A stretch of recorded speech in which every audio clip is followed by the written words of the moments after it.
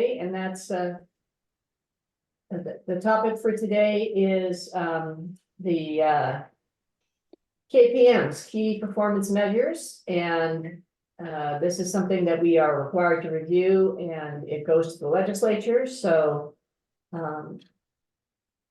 without further ado, I will turn it over to the team to dive in.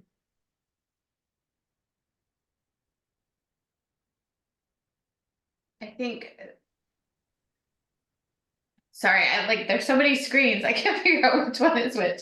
Good afternoon, Chair Smith and members of the CIAC. I know we're a little bit light on members today, but I'm just gonna tee up our KPM conversation and a little bit about the structure that we have for today's presentation. We can go to the next slide. So just, I want to start first with just an overarching kind of understanding of KPMs. And I don't think this topic is new to this committee by any means, but just a little bit of anchoring in that every single agency in state government is required to have key performance measures. They are tied to our budget. They are a component of our budget submission that is required. And there are some standardized KPMs throughout the enterprise, such as customer service. And so when our budget committees are looking at kind of how they're funding things, I think the intent behind KPMs is also to be able to measure how the agency is doing in performance as one of those outcomes as they're going through kind of their deliberations on budget. Separate and distinct from our other agencies throughout the enterprise was some additional roles that the CIAC in particular was given through House Bill 2017. And as you all are familiar with, part of the charge for the CIAC and part of really the establishment of the CIAC was to hold ODOT as an agency more accountable, especially as we are getting, receiving, and asking for additional funding. And so specific in the legislation was a role for the CIAC to work on the KPMs with us throughout the year. And then so these are reported every biennium, but yearly. So this comes to you every year so that you can kind of see where we are as a status update and working with you on these as part of that report out process. So the language that's on this slide is specific to House Bill 2017 language and is different from how other agencies engage with their KPMs. Next slide. So when we're looking at kind of all of the different pieces that we as an agency are looking at as far as like metrics and measuring, right? We obviously have the strategic action plan as our overarching kind of guiding document. And then within that are our strategic action plan metrics, which I'm hopeful that some of you have seen since we've updated them recently. And then kind of alongside those are our key performance measures. And then we also have federal performance measures. And then these little red circles are more internal performance measurements on how are we kind of getting into the nitty-gritty of more of what I'll just refer to as our day-to-day work, and how are we working on programmatic implementation of things that probably don't have the same type of definition or reporting requirements as the other bubbles. So these are a little bit more of the nuance in kind of logistical operations, if you will. Next slide.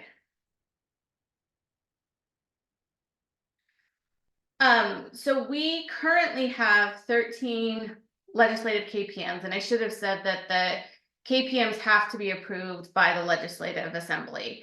And so anytime we want to either add a KPM or take away a KPM, it goes through this entire review process through the budget process again, right? So it's got probably a 2-year runway to do any modifications to KPMs.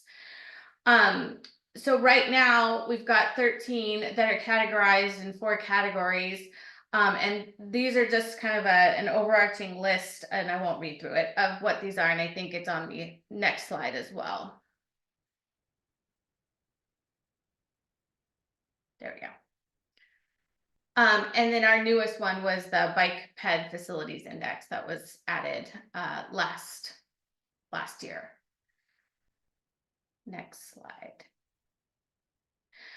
So I think the way that we have kind of framed up the presentation for you today, and we can go wherever it is that is most helpful to all of you, but part of the way that we've been looking at the measurements on our KPMs is what are we on target with, what are we off target with, and how are we kind of measuring that trajectory for improvement or not, or kind of where those baselines are.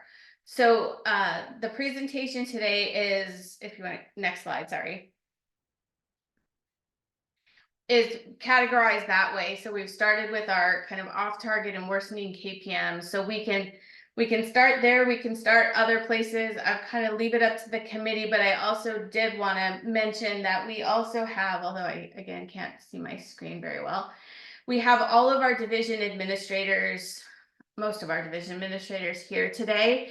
And part of what we have been doing and leaning into our KPMs is really making sure that the ownership for the performance measures are living within the division, so that it is something that they are able to talk to and able to kind of walk through where we are and why, and how we are either looking at things differently or leaning into improvements, or where we have seen some maybe glitches in some of the outcomes that we're seeing. So today will be, I'm hopeful, I keep calling it, I think I've referred to it this way with almost all of you, the popcorn effect a little bit. So it's not necessarily divided division by division, but we do have the division administrators here to talk about each of their KPMs. And with that, Madam Chair, I'll pause and just make sure that starting with this category feels like the right pivot point. Yes, I think let's focus on where we're off target and worsening and see if we can understand, reflect, consider other alternatives to get back on track. And I think that's a great way to approach it. Great, thank you. So I think with that, Mac, I'll turn it over to you for the first one. Yeah, good afternoon, everybody. Good to see you again, Mac Lynn, Delivering Operations Division Administrator for the agency. So I'm going to focus on construction projects on time. If we go to the next slide. Again, important maybe context for all of these slides that we're going to cover today is just the time scale that we're looking at in terms of collecting data through 2022 primarily, or excuse me, 2023. And so there's always a little bit of a lag in our KPMs, of course, and what we submit as part of our budget process. So through 2023. And so this measure is one we've had around for a long time. We've got one later in the deck around construction projects on budget. So this one's really focused on schedule and focused on completing the construction contract within 3 months or 90 days of when we put it into the contract language of when it needed to be completed by. So you can see over the years kind of had some variability in it. Interestingly enough, 2020 we were doing pretty well, but we've been slipping since then.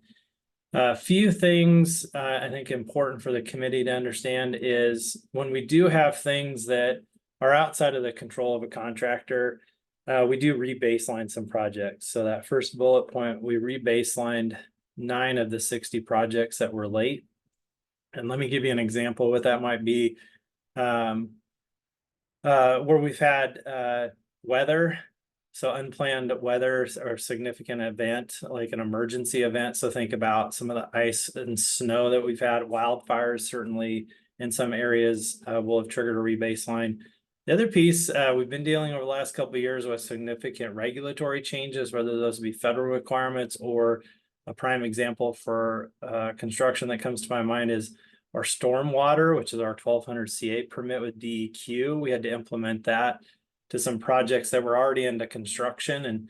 And that certainly added not only some complexity and cost, but in some cases, some time to our contract schedules. And then if we've had to make the decision to add some scope to a project, Maybe a good example would be if we found something that was unknown during the course of construction and we wanted to address it, then rebaselining that schedule for the contractor. So those are some of the when we will allow that to be rebaselined. But for the purposes today, probably focus on, so why are we following in the wrong direction? First and foremost on this would be, we're still dealing with in this time frame some of the delays coming out of the pandemic. So we afforded our contractors more opportunity to complete their work, and some of those projects were multi-year projects, so that extended some of the duration of their projects, but also supply chain. If I think about electrical projects or any project involving electrical components, we're certainly still seeing that as a challenge for many of our contractors. So we're certainly willing to give them more time, but how that shows up in our measure still reflects poorly in terms of our KPM. So it's a little bit of context for what's going on.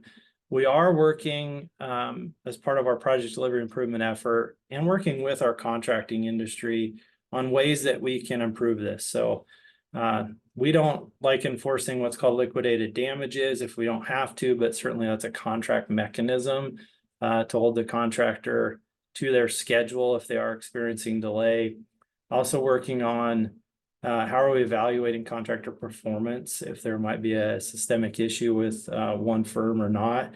And then internally and with our consultant partners working on what's the feedback from construction to our design teams around the planned construction schedule, and does that align with reality when they're out on the contract, out on the grade doing the work. So that continuous improvement feedback loop, really important. So those are the things I wanted to cover real quick. I think I saw a hand come up or maybe a comment, so I'll pause there. You did, but then you answered it because that was my biggest question, was how are we reflecting the fact that this is a radically different world than it was just 5 years ago? I mean, it took 2 years to get a generator to us in Toledo. So I know this problem way too well. Yeah, Mayor Cross, I appreciate that. Yeah, we're still certainly seeing some of those challenges, and I think recognizing that we might still be in that mode for a while, right, with some of the materials that we need on our projects. And so my sense, really listening to the industry as we're putting together our prospective schedules, because that's what we're measuring ourselves against. So Ted, do you have a perspective? I'm curious what you're seeing on your side. Well, what we're seeing a lot of is not being able to totally take advantage of the summer months when we can really produce. Contracts are going to be let time-wise. We bid them that way. And then by the time we get notice to proceed and can get going, we've lost part of the season. And that's really affects us. So that's something I think ought to be worked out at the start of the project. And it would be easy to do that. State of Oregon does not have a really good method for awarding time with unusual weather conditions. It's always okay, you submit the time. It's different than what it normally is, but we won't give you that time until the end of the project and see if you need it. By the end of the project, nobody can remember what happened a year before. So you're fighting over something that is too loosey-goosey to put a finger on. And those things, if they were settled timely, it would make a big difference. So those are a couple things, and especially the in-water work windows, if we miss those, that throws us way off because we just can't complete the work if we don't get the full time in the in-water work window. And so much of that can be caused by permitting that nobody expected to take too long. We have to go to the Corps, we have to go to the Coast Guard. And those things happen at the beginning of the job, but nobody takes a look at the time allotted and sees what the effect is. That's great. You know, we school district had kind of an analogous situation, not related to the pandemic per se, but a number of years ago on some projects, we were finding that because of the volume of work, the city processing time for land use and permitting got much longer. And that really impacted our ability to issue notice of intent to proceed in a timely manner. So we lost time on the contract. So what we did is we reset our internal schedule to say, we're gonna add X number of days, months to our upfront planning process so that we can hit those notice of intents earlier so that the contractor can take advantage of the summer season. You know, we've got winter delays here too. And so I think internally, if our teams can say, we have to start sooner and not expect the contractor to catch up.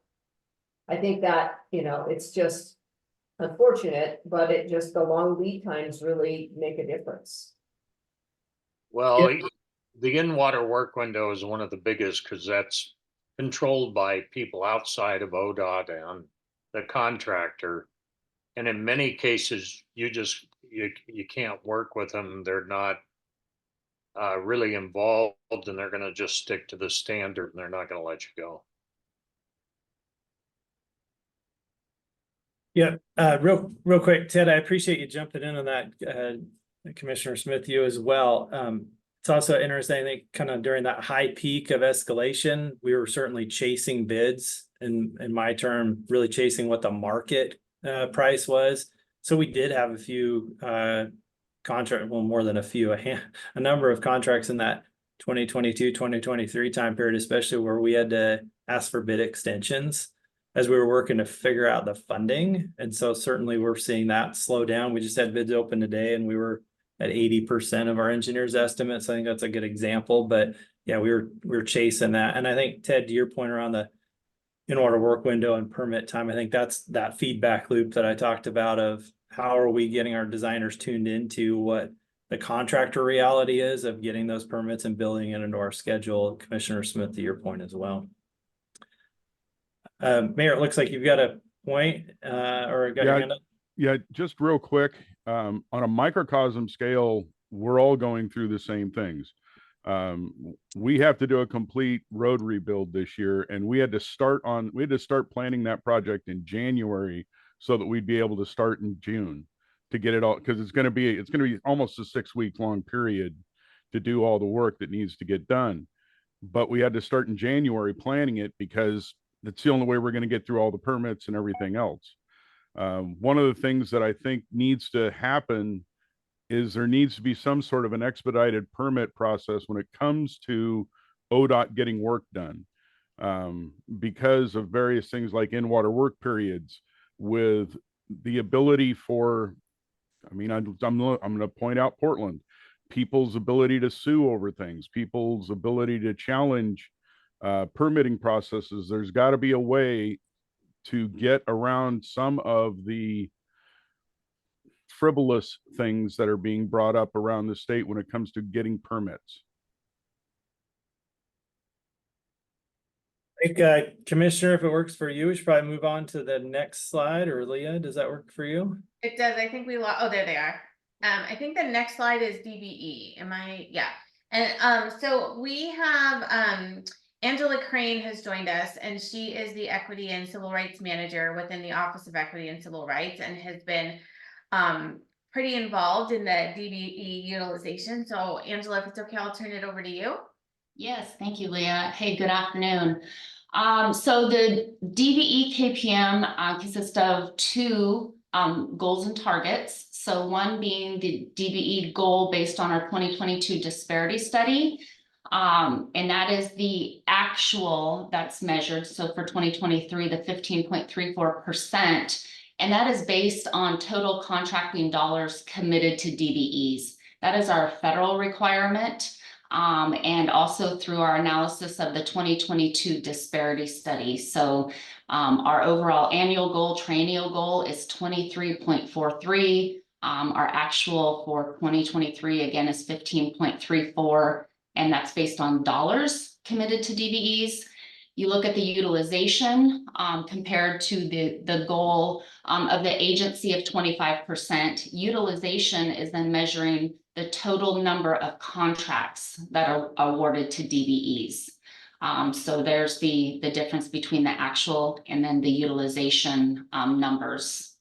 So challenges in the declining performance can be, contributed to overall decertification of DBEs, the pool getting smaller for DBEs that work in the heavy highway construction industry. Firms are either choosing not to get certified, not to recertify, and based on our partnership with the COBID Certification Office of Business Inclusion and Diversity that performs the certifications through Business Oregon, there's even a higher non-response rate when it comes time to renew that certification process as well. So it's like DBEs are walking away from the program and not always showing up as one of the concerns that in the declining numbers of availability. There's also the trend of the limited types of works that DBEs perform. It seems to be very heavy in the traffic control, erosion control, landscaping, excavation, and trucking. That's an area we definitely need to expand the capacity and the portfolio of the DBEs for the types of work that they can and do perform. And also an impact is lack of DBE primes. So the DBEs being successful in a prime capacity, which gives a full credit towards the DBE program. When you look at the dollars, they get 100% credit if they're a prime, but being able to grow that capacity so the DBEs can move into that prime position versus just the subcontracting opportunities. Have you looked into the reason for the decertification? I mean, we don't control the DBE certification process. That's a different agency, right? That is correct. Is the problem the certification process is too onerous? Is it, is it something that's kind of beyond our scope, but we should be asking the question? Bringing up the question of it needs to be more attainable. I mean, I don't know the details. You probably know way more than I do. Is that part of the problem? That's spot on. That is some of the feedback that we hear from the DBEs, and just the process is cumbersome. When you look across even state to state, there are differences between the certification process in Oregon is more complicated than other states on what their approach and administration is to that certification process. So that's something that we are looking into. While we have FHWA regulations and the required certification process, it's potentially is how the program is administered here in the state of Oregon. And who administers that program? That's through Business Oregon and the certification office, and there's currently a vacancy with that manager position. There's a recruitment.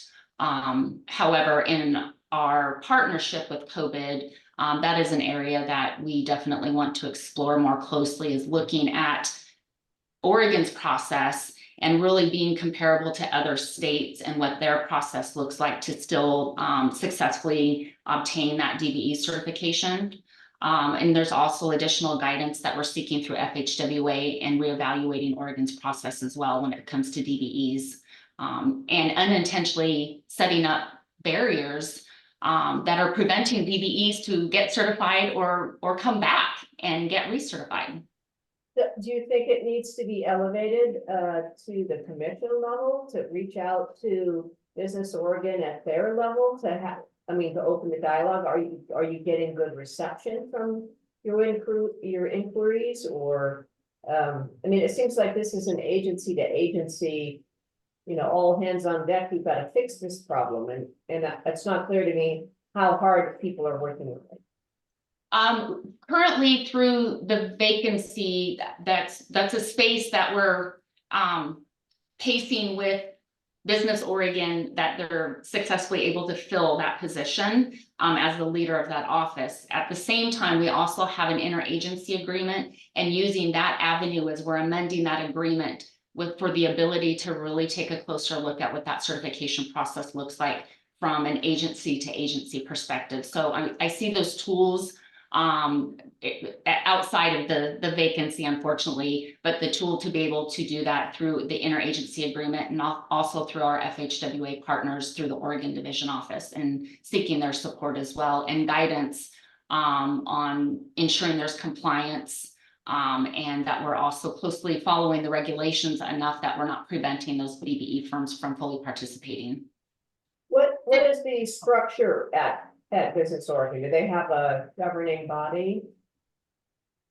So, if I may jump in, sorry, just because I've been involved in this, when I was in the governor's office, this was one of the pieces that we looked at through the Racial Justice Council, because we did see some of these very same issues.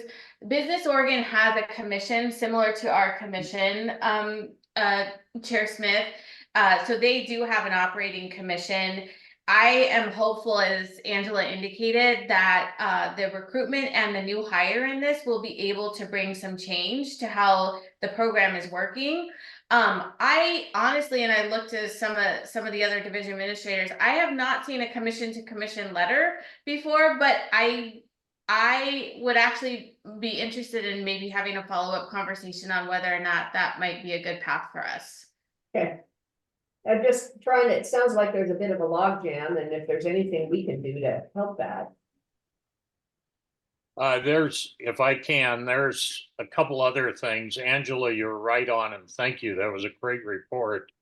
One of the things that's happening are private companies, hospitals, schools, things that have never required DBEs are now asking contractors to bring DBE subs in. And so the minorities that we've always had out there are moving over to the private side more so. They're being required by owners, and their pay is better. One of the big problems we always have with ODOT is we do estimate pays, and the estimates are always lower than the actual work that they've done. So they feel they're only getting about 70 or 75% of the money they've earned. And it's always a battle with, this is an estimate, we understand, that the state's up against it, because if they overpay, the feds are on them. So there's an issue there. I mentor minority contractors. I currently have 2 minorities I'm working with, and they always are they'll stay away from ODOT work because they get paid better, they get treated better. They feel they don't have all the paperwork, all the hassles. People aren't asking for certifications. If they're an African American, they're a minority contractor, so they don't have to go through all the hassles that they do with the certification process. I think it's something that would really be good to get, like a meeting with NAMCO and minority contractors and sit down and say, how do we do this? What are the changes we need to make where we can bring more minorities back to state work, and so on. And we could do that with the right group. The other thing, most subcontractors don't want to become general contractors.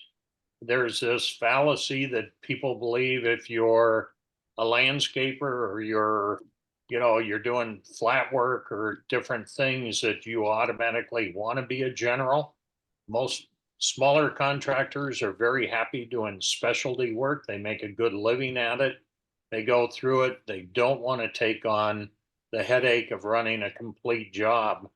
And I think that's something that we've always believed, everybody wants to graduate and be a large contractor. That's just not true. There's so many headaches. There's so much working capital. There's bonding and insurances that you got to carry that nobody else does.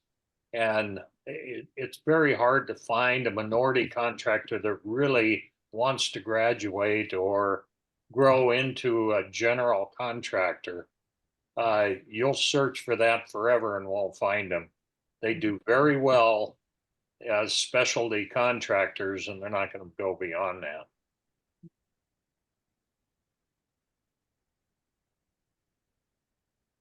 Yes, thank you, Ted, for adding to that. I was also, and as we move on to what needs to be done, Chair Smith, what came to mind in thinking about the recruitment is I did notice in the announcement, there appears to be a new expectation within the position description that Business Oregon is asking that the position include a DB certification advisory committee to be incorporated under that new leader of the office. So I think that's also a great opportunity, not only for just ODOT to be at the table, but also the firms and our partners, our community members as well, and working through each of those steps, really dismantling that process and ensuring that it's not overcomplicated, and it's also gaining the desired outcomes of what the program is intent to do. And so are we anticipating asking for one of our team to be on that committee? I think we need to have a representation would be quite helpful. I agree as well, and we hope we are invited. If not, we can Oh, also don't use our wait for an interagent invite. committee. Don't wait for an invite, just say, here's our person. Excellent. We will do I that. would volunteer to be on that in a minute. I would love to see that changed and pushed through. Oh, that'd be great, Ted. You know, you have so much history and so much experience, and you could be our direct liaison, our mole. And I'm noting that down, so thank you. As far as looking forward on what needs to be done, and also including things that we're working on today and to be, is building upon our DBE supportive services portfolio. Examples of that, you know, I don't want to just blankly say training, but how to do business with ODOT, really breaking down that process when it comes to accessing ODOT and opportunities. I mean, even as what sounds as simple as finding those opportunities, navigating the procurement Oregon buy system. I mean, how do you actually do that? We can say it, but doing it is sometimes a challenge for our small firms as well. Evaluating the need and how to build out a project-specific mentor protege program. We partner with the Port of Portland and have a mentor protege program, and we sponsor 5 DBEs, we sponsor 5 ESBs. However, there's not always a direct connection back to just an ODOT project. It's within the industry, it's building out their capacity, but how can we internally then look at the project specific, as in a DBE's on an ODOT project, they are having a real-time challenge or issue today, who can they call? Who can step in to help get them over that challenge or over that barrier immediately, so they can stay on that project, they can learn from that experience, and then they will want to continue to work on ODOT projects as well. So that's something that we are also exploring as another approach to support our DBEs. And through our DBE advisory committee, we're in cohort 2. One of the areas that we are working through subcommittee groups on is just ensuring prompt pay, being proactive around prompt pay and not reactive to when there's a complaint or a DBE or a small firm is not getting paid at all. And they don't want to say anything, but they're financially struggling. And then that also makes the future challenge of, well, I don't want to work on ODOT projects because I'm not getting paid. So that is also part of working through our DB advisory committee and ensuring that prompt pay process, 10-day prompt pay, is happening out there real time on the projects. Of good news is we are at the last steps with our procurement office to be releasing an RFP to provide support for insurance, bonding, and construction bidding support for our DBEs. So that should be advertised here soon. We're just wrapping up the last pieces on that as another step in providing support to those firms.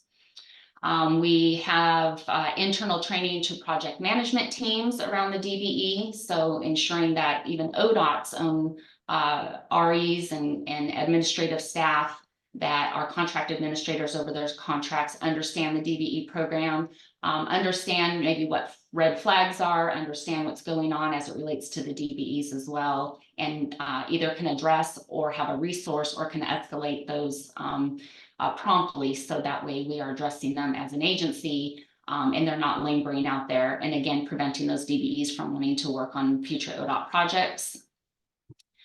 We also have 2 new small business navigator positions that support small firms, also directly DBEs, being able to work with firms one-on-one, helping to grow our DBE pool and identifying potential DBE firms, kind of that why get certified campaign. So direct resources statewide, both for construction and professional services, to again, not only grow our DBE pool, grow our capacity, and then successful engagement within and on an ODOT project. And one final program to share is implementation of our small business development program, passed in the 2023 legislative session. It's ORS 184906. And that program, qualified small businesses will be able to compete for public improvement contracts as primes, and part of the small business qualified small business pool will include DBEs as well. So we're looking at not only small firms to compete as primes and be successful, but also that group will include DBEs to further support our KPM of more DBEs getting contracts, and then DBEs getting I'll say their fair share of the DBE contracting dollars as well. So we are currently working through preparing for our rulemaking process, and our goal is to present with the OTC here at the end, towards the end of the year, to implement contracting for 2025. Angela, if I could make a comment real quick. We have taught minority contractors on how to get paid. And KMC, Kelly McNutt, Kiewit, myself have run classes on that, on really instructing how to get paid, how to do it right, how to make sure you get your money. It's really key for them. KMC is a subcontractor to ODOT on a number of projects. And I think if you're looking for somebody who can really teach that and show people, KMC would be ideal for you. Excellent, thank you. I noted that down, so I appreciate that, Ted, because we are looking for that support system. And it's not just the how to get paid or how to invoice, it's also the how to do that within the ODOT structure, the ODOT environment, and working through that process so we can ensure, for example, payment in their bookkeeping as well. So thank you very much for that lead. Okay. Great. Anything else on this one? Angela, thank you so much. No, thank you for the opportunity. I appreciate it. I think if we go to the next slide, we've got our serious and fatal injuries. Yep. And I think this one I'm going to turn over to Amy Joyce. Yeah, good afternoon, everyone. Amy Joyce, Administrator of the DMV. I apologize. My, Commissioner Smith, Zoom does not seem to agree with my computer, so I can't get my camera to work, even though it works every other time. So my apologies for not being on screen. So what we see here is our fatal and serious injury rate. Note that this is 2022 data. The reason we're using 2022 is because that's our final QA/QC data that we can use. So we are lagging a year. This represents the number of people killed or seriously injured in a motor vehicle crash per 100 million VMT. And I will say that 2022 was the worst year for fatalities in Oregon in over 30 years. So that's horrible. So why? What is going on that we can see in that data? Number of things. So impaired driving, especially polysubstance use, right? We used to always talk about drunk driving. Really now the majority of impaired cases where we're able to test, we're talking about polysubstance, multiple drugs or alcohol and drugs, that sort of thing. We've seen reduced enforcement in 2022 and the prior the prior 2 years. I'll refer to these as the COVID years. So just reduced law enforcement. So that just you know, it sort of generally makes people feel that they are can drive with impunity. And excessive speed is something that we see a lot of in these crashes. In more rural areas of the state, we see a lot of lane departure, whether, you know, veering into the oncoming lane or headed completely off the roadway. In more urban and suburban areas, we see a lot of intersection crashes. And in both rural and urban areas, vulnerable road users, especially pedestrians. Seatbelts is still a big issue. So of course, this comes after the crash, so to speak, in terms of preventing people from being killed or seriously injured. You know, Oregon continues to have the best or among the best seatbelt usage in the country every year. And yet it's something like half of fatalities where a person in a vehicle is killed, the person is not wearing their seatbelt. That's how big of an impact wearing your seatbelt has on whether you survive a crash and do so without serious injury. Looking ahead just a little bit to 2023, the preliminary data looks to be a small improvement over 2022, again, in terms of raw fatality numbers. We won't have the final data for some time. And of course, then we'll need to factor in the VMT for the actual rate calculation. So what are we doing about this? You know, it's a horrible number and heading in the wrong way. So, you know, sort of three topic areas there, right? Planning, infrastructure, and behavior modification. So multiple plans coordinated across divisions of ODOT with a safe system approach, right? Safer people, safer roads, safer vehicles, safer speeds, and then post-crash care. That safe system idea being that people make mistakes, and we need to have multiple ways in which we're combating crashes to try to prevent more of them.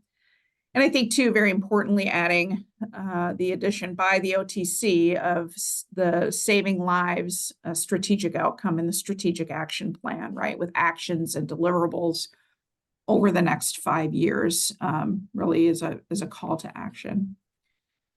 On the infrastructure side, right, essentially every infrastructure project that ODOT does is a safety project. It's embedded in the work. We have the ARTS program, right, all roads, regardless of jurisdiction.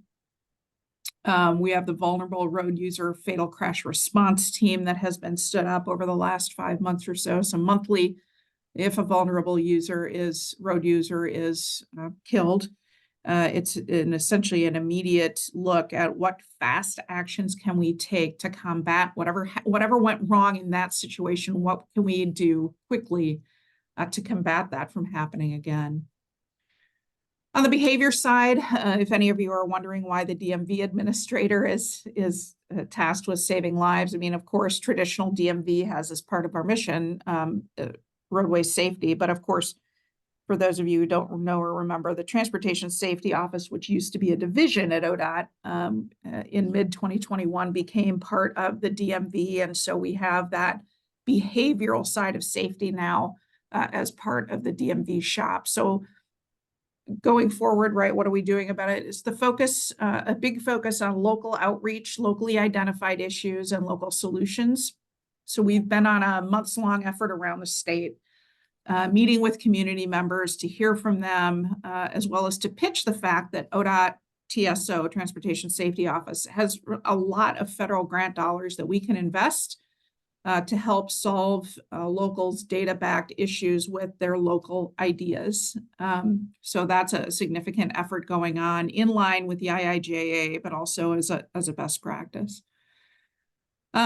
Just some examples, federal fiscal year 23 and ODOT Region 1, lots of high visibility enforcement where we can pay for overtime for specific activities, but also, you know, bike ped safety training for middle school kids, linguistically and culturally competent bike ped outreach to the Slavic community, pedestrian and transit activity education for refugees and immigrants, free driver education for teens who are in foster care, that sort of thing. So lots of stuff going on the behavior side. And then just quickly, I'll mention data. I kicked this off by saying, you know, we've got this data that's lagging a year because we have to have final QC/QA data for this activity. ODOT has been doing and is continuing to do a lot to get better at data. So already the folks in Policy Data and Analysis Division in Amanda Pizza's shop have been really taking concrete actions to drive down the amount of time it takes to code in the information from crash reports. And then their shop, in conjunction with DMV, taking a number of steps to make it easier for individuals and law enforcement to file their crash reports, and then for Policy Data and Analysis Division to code that information in, trying to get down so we can get under a year for reporting out the data. And the point to that is not just for the sake of data, so that we can use the most current data. So we're not fixated on problems that existed 2 years and 3 years ago, but the most current problems that we can focus on that. So I'm going to pause there. That's what's going on in this world, and happy to take your questions. Yes, Mayor. So I have a couple of questions. One, how do you track the million vehicle miles traveled statistic?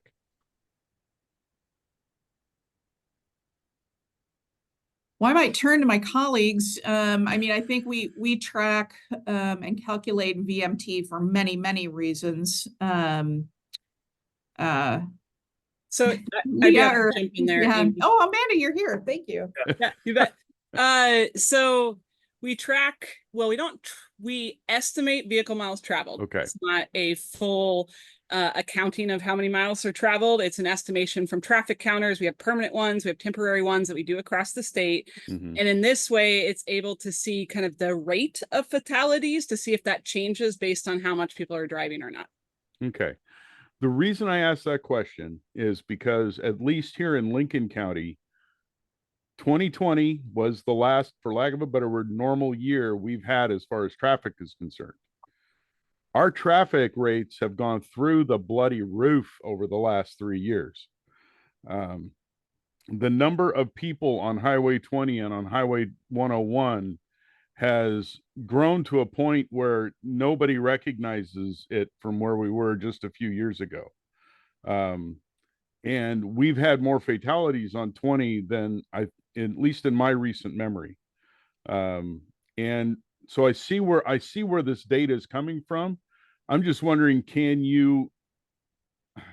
how do we factor in the fact that at least from our point of view here on the Oregon coast, and I talk to mayors up and down the coast all the time, the number of people that are out here now are a whole lot more than there used to be. So it would appear that people are driving more than they have in the past. And so how does this get reflected in a scale over time? Let's put it that way.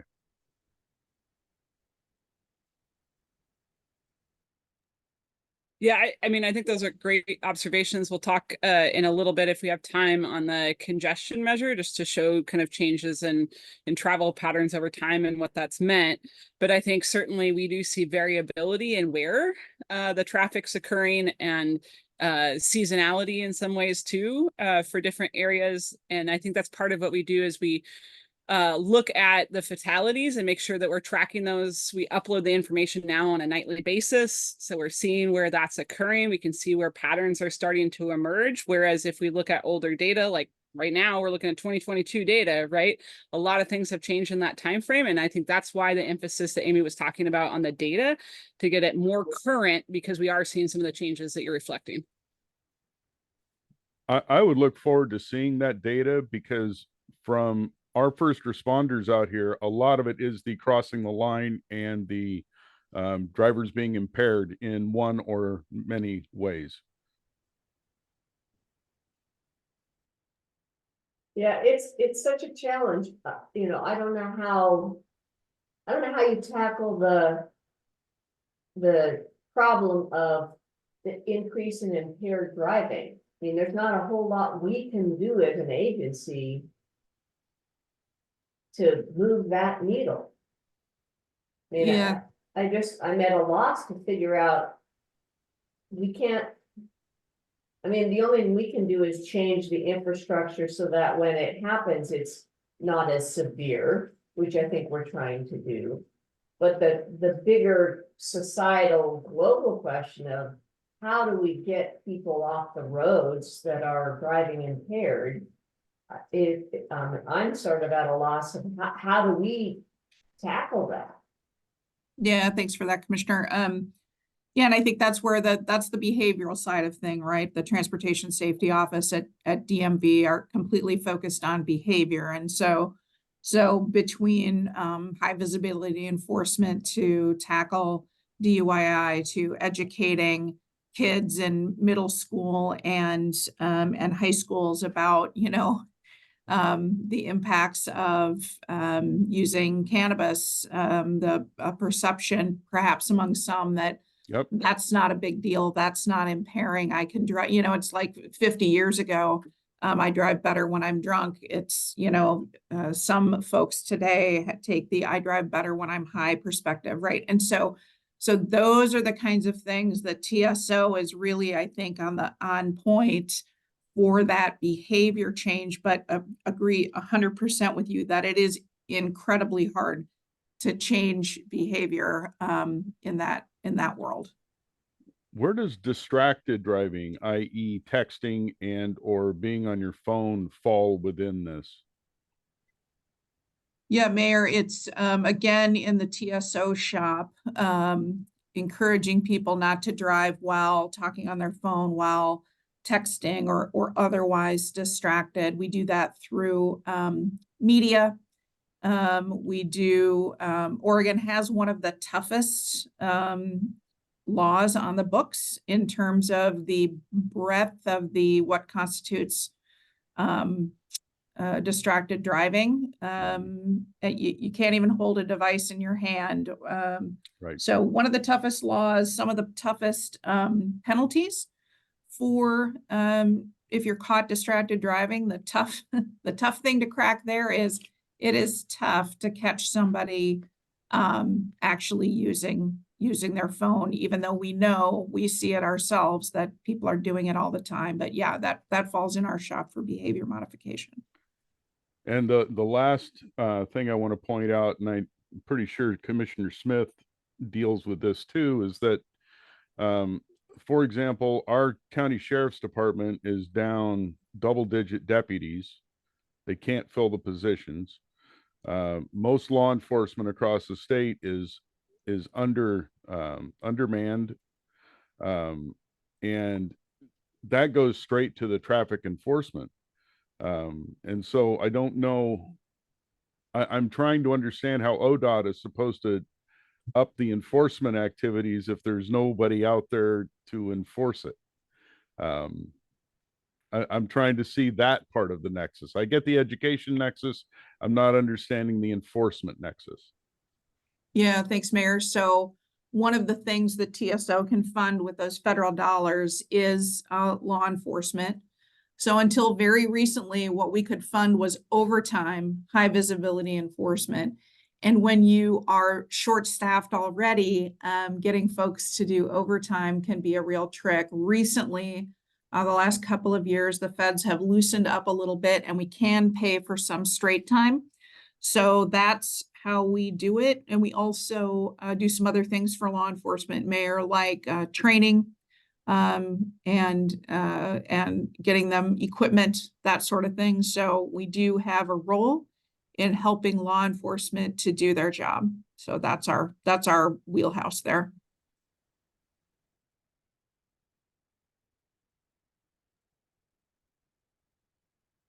Great. Any other questions on this one? Oh, and Amanda put the crash data in the chat. All right, we're gonna move on to our on target and steady or improving KPMs. The first two are within our public transportation division, passenger rail ridership and public transit vehicle conditions. So I'm going to turn it over to Suzanne Carlson. Great. If you want to go ahead to the slide, I think I hope you all have heard our success stories on rail ridership. We've been doing some announcements. We just had the highest month of ridership in the 30-year history of the Amtrak Cascade service in Oregon. As I was diving into this, I came to understand that we're counting the Cascades Point bus as well, which for those of you who take it, like myself, it gets ticketed the same way as the Amtrak service, and it just shows up as being a bus, but it's run a little bit differently. So we do fund the Amtrak Cascade State Service and as well as the Point Service. We have been working on the marketing and the outreach, and so that's, I think, responsible for some of the uptick. We've done discounted services. I think it can be, well, I'll just, my own personal experience from Salem to Portland, it can be $10 to get from here to there. So I think people are finding that pretty affordable, and reducing kind of the barriers to entry to get those discounted prices as well. So then you see fuel prices going up and people start to choose options as well as climate motivations. And then I would probably attribute quite a bit of it as well is just people are traveling again, they're doing recreational travel, more things are in person, events have started back up, and there's just more purposes where people are choosing to take these services. We also continue to make changes to schedule, to routes, to all kinds of things to optimize. And it won't show up in these numbers, but in December, we added 2 new round trips to the schedule. And so we are expecting that ridership. And again, I referred to the 2024 month as record ridership, and that's where I think we're seeing it grow with not only more service, but sort of, to get into the minutia, putting a train where a bus used to be and kind of swapping it around so that where we see higher demand, we're accommodating with different vehicle type. So I'll stop there. This is, and see if you have questions. No question, just, I'm really happy to see the increase in the ridership. I think that's fabulous. And we just need to Great. keep doing what we're doing. Great. It's good to have some success stories. Next one, Leah, or whoever's doing it. Oh, that's not me. Okay. Do you want me to do? Oh, there it is. Okay. So again, I think thanks to the OTC, we have invested, well, and the legislature, we've invested quite a bit more money that's available to vehicle, transit vehicle replacement. So between some federal funds that we put into this purpose, as well as the STIF, Statewide Transportation Improvement Fund, which is the payroll tax going to many of our transit agencies, they are able to use those funds for vehicles. So they've purchased, as you can see on the slide, quite a few vehicles through that. And of course, we're encouraging low and no, to use the federal terminology, but low and no emission vehicles. And then talking to providers, they're continuing to see post-pandemic challenges around supply chain, the cost of electric vehicles, the ability to even get electric vehicles. And then thinking of our rural communities, they use a different type of bus, which tends to have a shorter lifespan. Questions? Just a comment on the electric buses. I know our district got a grant and acquired one. It took forever to get, and then it got here, and now we have a heater problem, and it's taking over a year to get a replacement part. And of course, you need heaters in the winter in Bend. So it's just been a really challenge. I mean, Yeah.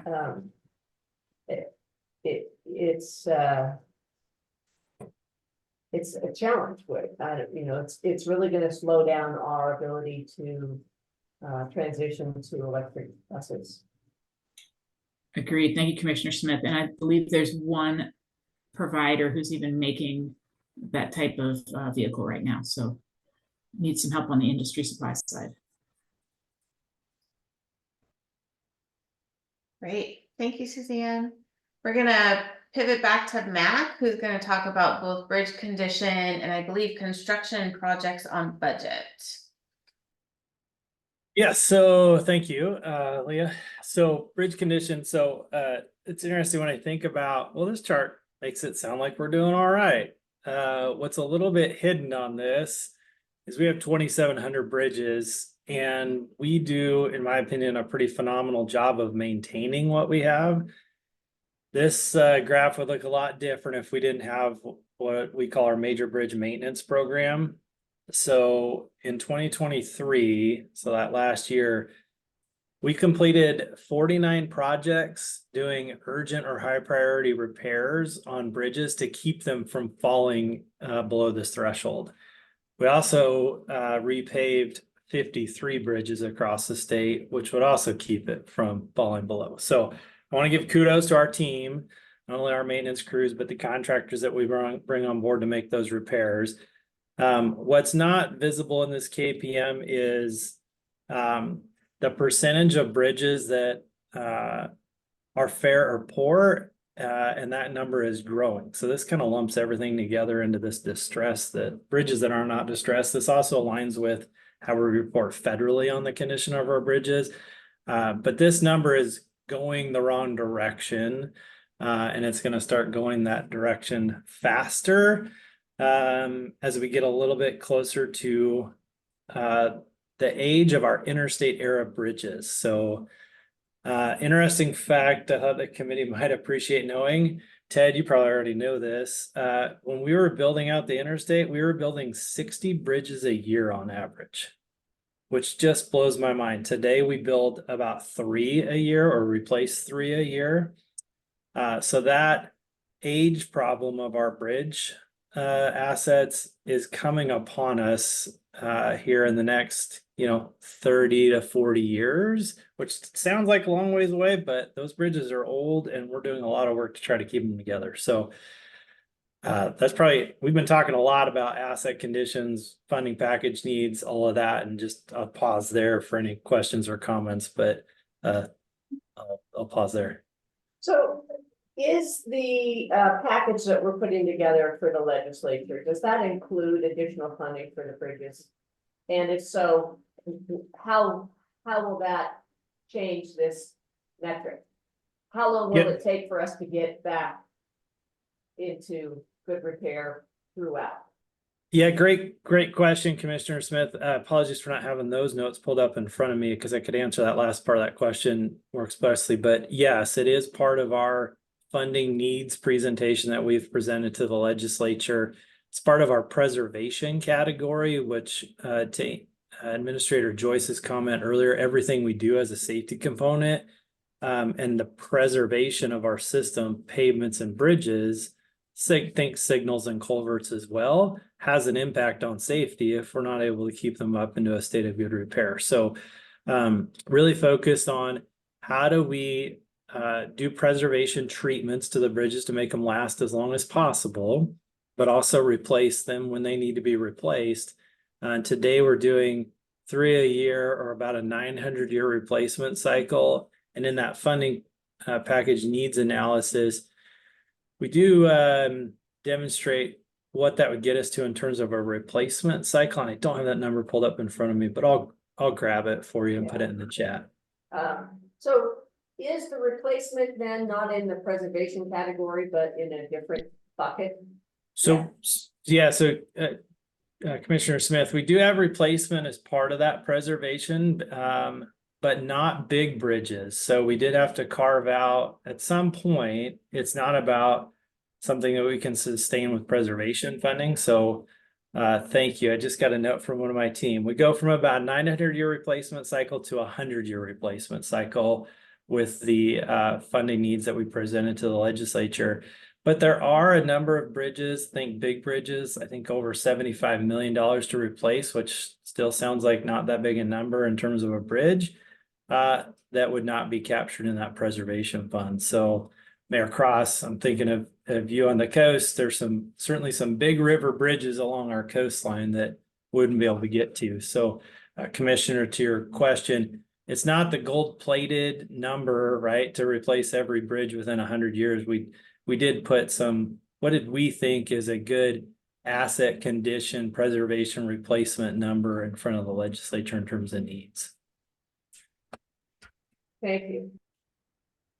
Yeah, appreciate those questions though. Lots of conversation, of course, around all of this. If there's other questions on that, I'll maybe jump to my second one. So I spoke earlier to construction on time, KPM, that we're trending in the wrong direction. We talked a little bit about kind of the efforts we're doing in that space.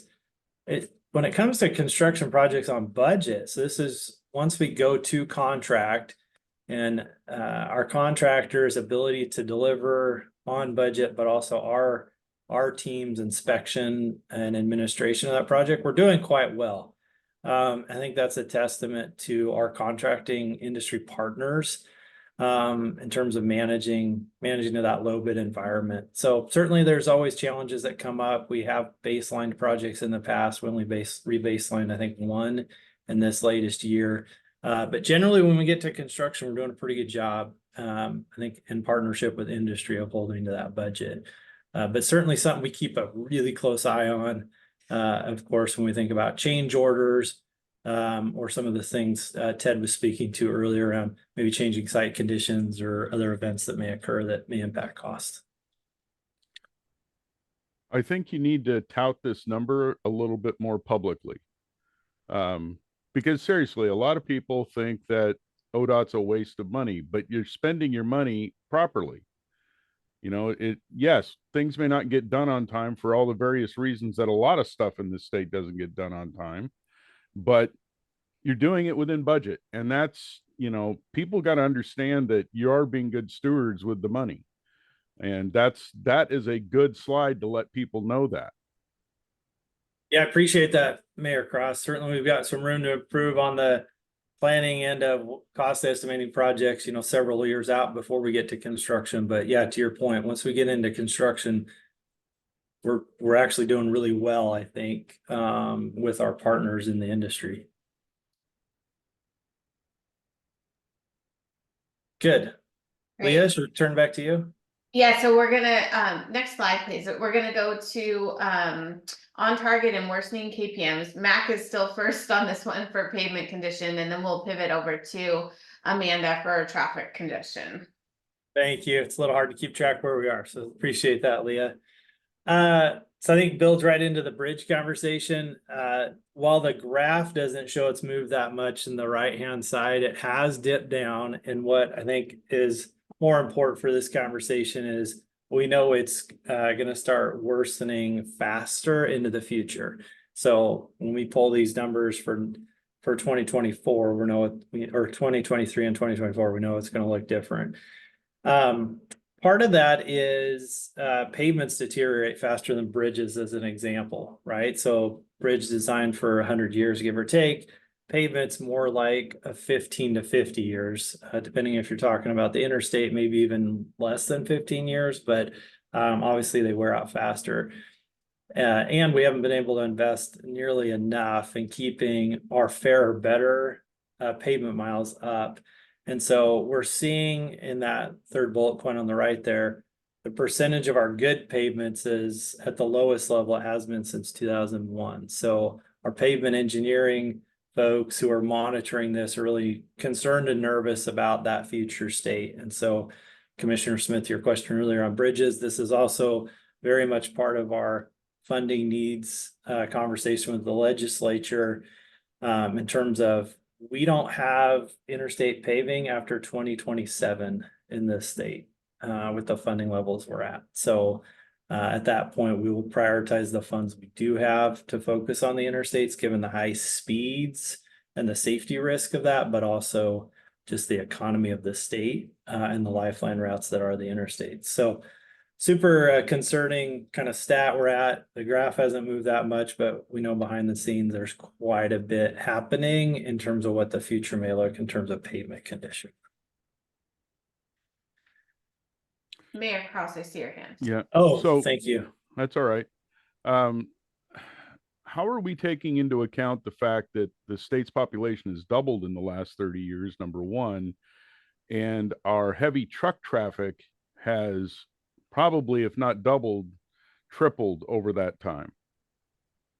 How do we take those factors into account that trying to, you know, judge this over time, it becomes a losing proposition because the roads are getting used a whole lot more with a lot heavier rigs? I think Mayor Cross is a good question. In fact, we were on a legislative tour this week talking about the funding package, and this question came up around pavement condition and damage to the system, what it comes from. We happen to be in the Portland metro area, so there's some discussion around buses, for instance, in terms of wear and tear on city streets. So yeah, it's certainly something our pavement engineers pay close attention to, the makeup of the vehicles on the system. in Oregon, we also have studded tires. That certainly factors into that calculation as we're looking at longevity of pavement. And then hot topic in the funding conversation right now is this piece of it, which is damage to the system, if you will, and that constitutional responsibility for trucks and light vehicles paying their fair share. So payments is certainly front and center in that discussion, to your point around weight and impact to the roadway surface. Well, I know this isn't going to be a popular opinion throughout the state, but I'd rather take $500 million out of that kicker and just give it to you for pavement work every biennium. My Because my pavement engineers are cheering loudly. Well, people got to understand, like I said, we've doubled in the last 30 years. This is not the Oregon that most of us grew up with, right? We're not a predominantly rural place anymore, and we're not a little backwater on the West Coast. And until we realize that and start dealing with it, we're going to continue to have graphs that, you know, to some people won't make any sense because they haven't lived here long enough. Yeah, I appreciate those comments, Mayor Cross. I also think this is what our maintenance teams are faced with right now in terms of trying to hold together the pavement, especially in our rural areas, not on the interstates. Good points.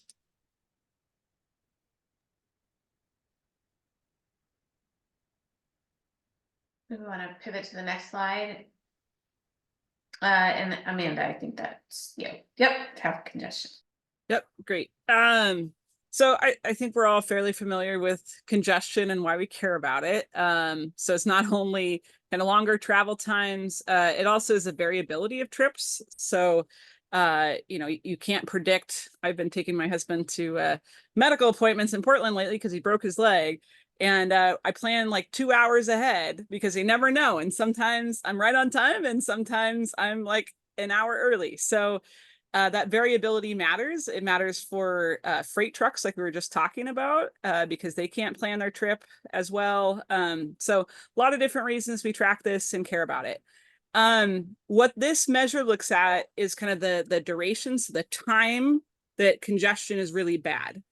So when the number goes up, it means that the peak period, so if you think of morning commute or evening commute, that gets a little bit longer. So that's kind of where those numbers are changing there. The goal for this is not a target like some of these things. It's really a level of congestion that we want to avoid exceeding. So it's bad if we go over the bar there. We've seen generally congestion trending upwards. A lot of that, as Mayor Cross has been pointing out, is due to population increases in the state, also from economic growth. So in times where the economy is doing well, people are going to their jobs a lot, ordering a lot of stuff online. That means that we'll see congestion kind of increasing and creeping up.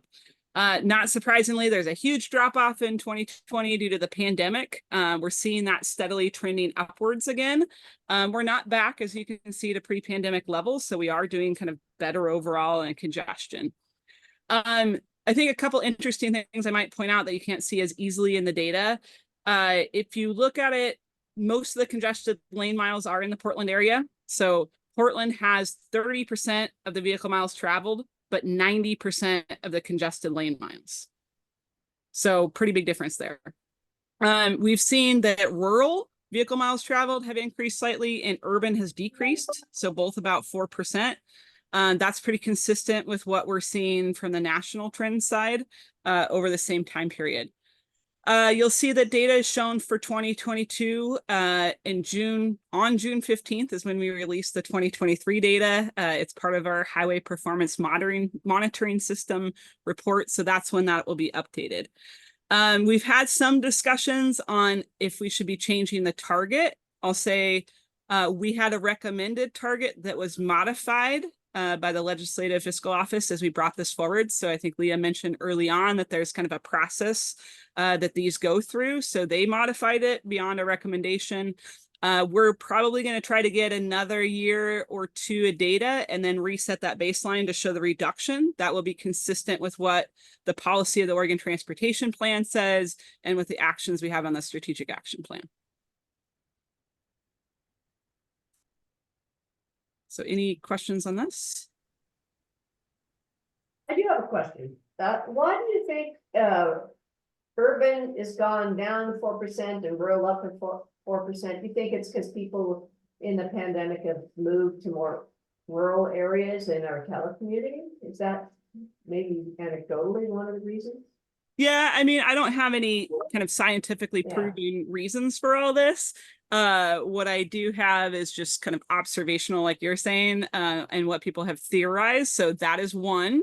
Chair Smith, that people have said is more people moved kind of out. They moved to the coast because it's beautiful there, and now they're having to commute more into work. So that certainly can be part of it. I think my colleague, Ms. Carlson, would want me to say as well that in urban areas, there's more opportunity to take public transportation, to walk or bike to destinations, and so hopefully that is contributing to some of this as well. I think what you're running into is a combination of all three. So here on the coast, we've gained almost 5,000 people since 2019 here in Lincoln County. And it's people because now they can telecommute. But that also means you have 5,000 more people using transportation of various forms than you did before. And so that brings into that. A lot of my friends that live in the Portland area, they've moved to be closer to work so that they can either walk or ride their bike or, just hop on a bus for the 10-minute trip. And so they're doing more of the transit options than they had in the past. And so I think it's that combination of those things. Plus, we still have the issue in rural where if a local shop closes, maybe the next nearest shop that has that item, if you don't want to shop online, you're taking a 40-mile trip to go get whatever it was. And so you're going to be, that's just more miles. And so I think the economy has played a part in it, both good and bad.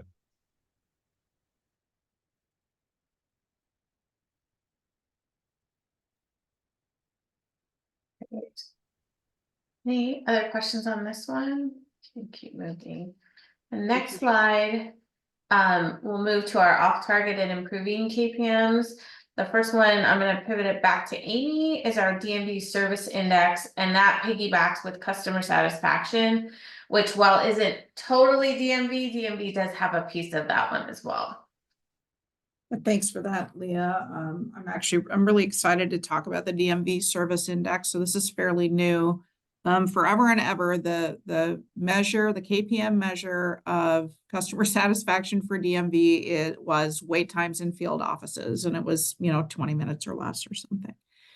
And the reality is DMV serves people in many different ways. And we learned, especially during the pandemic, how much they care about how long they have to wait on the phone or how long it takes to get their title when they send it in. So we moved to this index that utilizes 4 items. So again, field office wait time, call center wait time, how long it takes you to get a title when you mail it in, and then percentage of people using our self-service options. And again, if we think about it in terms of, what gets measured gets done, if we had stuck with just the field office time, we could throw all of our resources at that and then, fall down on anything else, but at least we'd be meeting KPM. So I think this is a far better measure, and I was thrilled that the legislature agreed and did this route. We are improving. Our numbers are hugely better than they were, 3 or 4 years ago, but even a year ago. Call times are down, title turnaround times are very fast. Wait times in field offices now actually is probably where we struggle the most and having the most difficulty with hiring and just, ability to serve that many Oregonians in a reasonable amount of time. But it's also very regional. I will say, we do far better in East Region in terms of getting people in and out in under 20 minutes than we do in, say, Central Portland. So that's how we're doing on that. And I think the things that we're doing is to continue to improve here. We're making some process changes and efficiencies in headquarters to drive down things like the title turnaround times. And we are adding a lot of technology to improve the experience of customers in the field office, the new lobby queuing system, has been a game changer, both for customers and our employees. I haven't talked to a person yet who doesn't love it from either side of the fence. So that's where we are on the DMV service index, and I'd be happy to take any questions. So as a person who, and I will say this as politely as possible, endured 7 weeks of trying to get my license redone, because I couldn't find an open DMV. And then when I did decide, well, I guess I'll go online and go find what was going on, then the computer was down when I got there, and there was no notice to me that the computer was down. So I couldn't get my photograph taken there. I ended up doing it in K Falls on the last possible day I could do it. And it was only because a gentleman was nice enough to give me his ticket, because he didn't want to wait the 2 or 3 hours it was going to take. And I was going to wait till hell froze over because I was down to my last day. We need to make sure that the websites are updated so that, for example, when I pull up Newport's availability, it doesn't say there is no availability in Newport for anything, because that defeats the whole purpose. I didn't care if I'd have to get an appointment, 10 days, 2 weeks out, which is what I ended up doing out of Corvallis. It just, and then I waited on, and then it gets better because I waited on hold for 21 minutes waiting for the gentleman at DMV answering machine to tell me, well, I could have just looked it up on this website and it would have given it to me.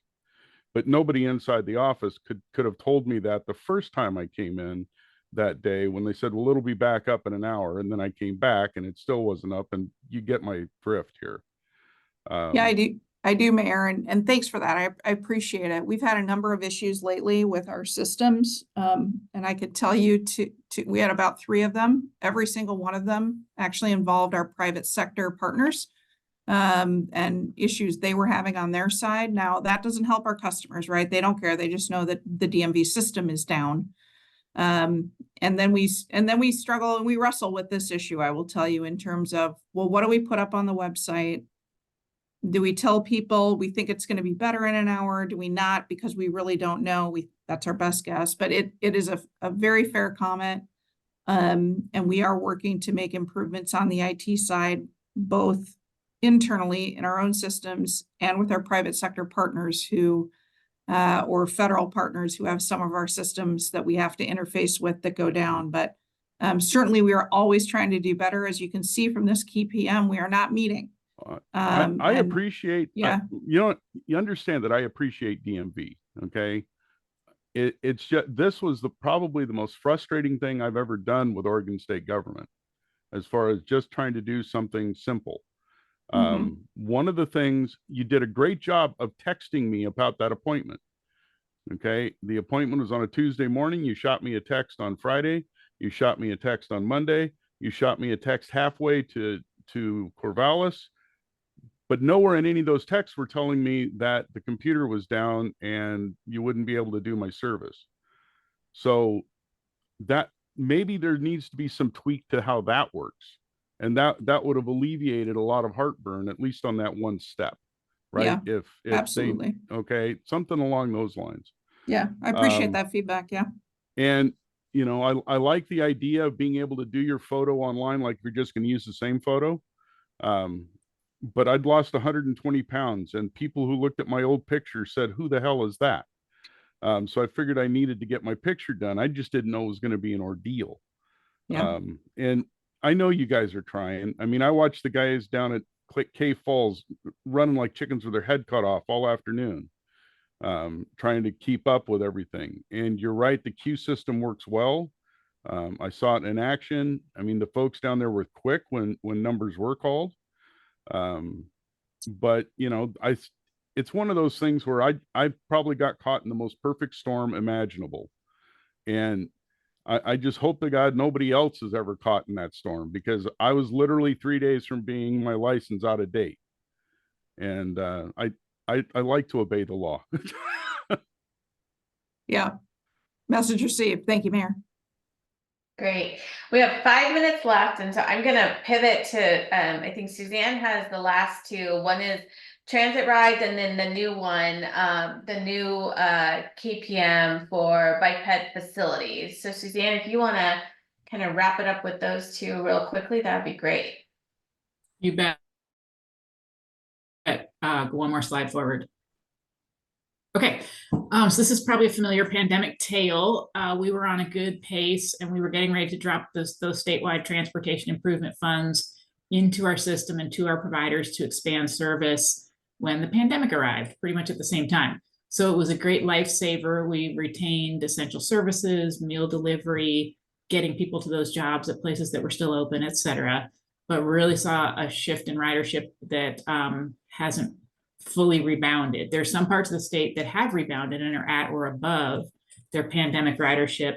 And we've seen that areas that have STIF funds, services with STIF funds have rebounded faster, I think because they didn't see that as much significant drop. And maybe it was also a function of good planning for how to use those dollars where they were needed. But overall, we're seeing, especially maybe in the larger metros, just not that return to work that was driving their ridership before. So we've got some successes and some challenges here. I don't want to get ahead of myself, but maybe it's something to think about is this a measure we can get back up to, and maybe and hopefully, but there's certainly ongoing challenges and demographic changes, and just sort of that flattening of ridership across the day, whereas we used to have those early and late peaks. And next slide. We have changed our pedestrian bicycle facilities KPM. So this one is new. There's not going to be any data to it if you want to go forward one slide.